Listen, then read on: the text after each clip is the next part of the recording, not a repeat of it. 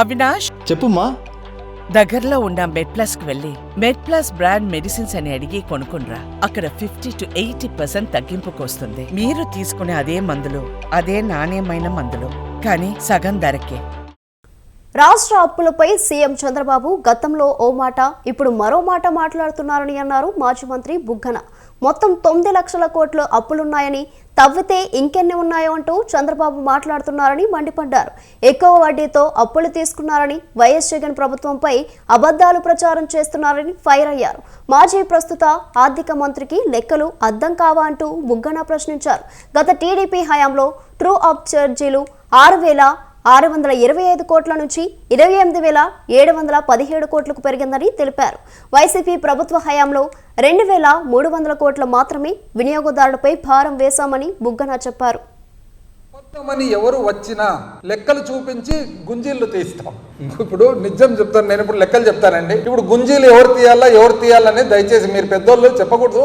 కాకపోతే మీరు ఎవరితో తీపిస్తారో, ఎవరు తీసుకుంటారో, సెల్ఫ్ గుంజీలు తీసుకుంటారో మీరే చూసుకోవాలా. ఇప్పుడు ఇది లెక్క. ఈ లెక్క నేను చెప్పే లెక్క ఏమి అంటే, మీరేమన్నారు, 9,74,556 కోట్ల అప్పులు ఉన్నాయని అంటున్నారు. తవ్వుతే ఇంకెంత వస్తుందో అని అంటున్నారు. మీరే లెక్కలు సబ్మిట్ చేసినారు. కాగు లెక్కలు సబ్మిట్ చేసింది. అందులో మీరేమంటున్నారు, 80,914 కోట్లు పబ్లిక్ అకౌంట్లో ఉందంటున్నారు. కార్పొరేషన్ అప్పులు 2,48,670 కోట్లు అంటున్నారు. సివిల్ సప్లైస్ శాఖలో 36,000 కోట్లు అంటున్నారు. విద్యుత్ రంగంలో 34,267 కోట్లు అంటున్నారు. అవుట్ స్టాండింగ్ డ్యూస్ వెండర్స్ కంటే సప్లయర్స్ కానీ కాంట్రాక్టర్లు కానీ 1,13,244 కోట్లు అంటున్నారు. ఉద్యోగులకు 21,980 కోట్లు అంటున్నారు. ఇవన్నీ చెప్పిన తర్వాత ఏమాత్రం ఇది తప్పంటే మాత్రం గుంజీలు తీస్తామంటున్నారు. నేను మళ్ళీ ఒకసారి చెప్తున్నానండి, దయచేసి చెప్పే ముందర ఎవరు గుంజీలు తీస్తారో, ఎవరు తీయిస్తారో, ఎవరు తీసుకుంటారో మీరు చూసుకోవాలి. ఎందుకంటే నాకు అర్థమైనది ఒకటే, మీకు అనుభవం ఉంది, మీరు ముఖ్యమంత్రిగా పలుసార్లు చేసినారు, ఆర్థిక శాఖ మంత్రిగా కూడా చేసినారని మీరే చెప్తున్నారు. మరి మీకన్నా రాంగ్ ఇన్ఫర్మేషన్ వస్తుండల్లా, లేదా ఇన్ఫర్మేషన్ అన్నా మీరెందుకో స్పీడ్ మీదన ఇంకోటో దాన్ని చూసుకోకుండా ఉండిండల్లా, లేదా ఇన్ఫర్మేషన్ తెలిసి కూడా 14 లక్షల కోట్లని మేము స్టేట్మెంట్ ఇచ్చినాం కదా ఎలక్షన్ ముందని చెప్పి దానికి కట్టుబడి ఉండేదానికి పదే అవాస్తవాన్ని తిరిగి అన్నా చెప్తుండల్లా. వృద్ధాప్య పెన్షను డైరెక్ట్ బ్యాంకులో పడుతుంది, స్కామ్ ఎక్కడుంది? అమ్మఒడి బ్యాంకులో పడుతుంది, స్కామ్ ఎక్కడుంది? చేయూత బ్యాంకులో పడుతుంది, స్కామ్ ఎక్కడుంది? ఏదన్నా చూడండి, ఆసరా బ్యాంకులో పడింది పొదుపు మహిళలకు, స్కామ్ ఎక్కడుంది? డైరెక్ట్గా బ్యాంకులో పడేటప్పుడు దీంట్లో స్కామ్ ఎక్కడుంది అనేది, ప్రభుత్వము ఎంత డబ్బులు ఖర్చు చేస్తూ ఉంది అనేది అకౌంట్లో వస్తుంది, ఎవరికి పోతుంది అనేది బ్యాంకు ద్వారా పోతుంది కాబట్టి రికార్డు ఉంది. ఇంకా దీంట్లో స్కామ్ ఎక్కడుందండి? 1 కోటి రూపాయలు పోయిందంటే 1 కోటి రూపాయలు బ్యాంకు ద్వారా పోతుంది, ఇంకా దీంట్లో స్కామ్ ఎక్కడుంది అని ఇప్పటికీ తేలింది. 9,74,556 కోట్లు అంటే ఫిగర్ కూడా ఎట్లా అంటే, ఎవరన్నా చూస్తే ఎంత చక్కగా చాలా కరెక్ట్గా బాటా ఫిగర్ మాదిరి 899 రూపాయలు అంటే చాలా కరెక్ట్ ఫిగర్ అనేటట్లుగా ఫిగరు. ఎంత అన్యాయంగా అండి. మీ లెక్కలే చూద్దాం. ఇది ఏ లెక్కలు కూడా ఇప్పుడు మీరు 6 నెలలు అయింది కదండి వచ్చి, మీ లెక్కలు కాకు లెక్కలే చూద్దాం. ఇప్పుడు మీరు కంప్లీట్ కమాండ్లో ఉన్నారు కదా, కంట్రోల్లో ఉన్నారు కదా, స్టీరింగ్ మీ కంట్రోల్లో ఉంది కదా, మీరు ప్రజెంట్ చేసిన బడ్జెటే కదా. ఏమంటున్నారు చంద్రబాబు నాయుడు గారు? తేలింది 9,74,556 కోట్ల అప్పులు, తవ్వితే ఇంకెంత ఉంటాయో. 6 నెలలు చాలదండి తవ్వేదానికి. ఏముంటుందండి దాంట్లో తవ్వేదానికి? ప్రభుత్వ అకౌంట్ అప్ టు డేట్ అవుతుంది. ఏ నెలకు ఆ నెలకు ప్రభుత్వ అకౌంట్ మీరే కాకుండా కాగు వాళ్ళు చేస్తారు.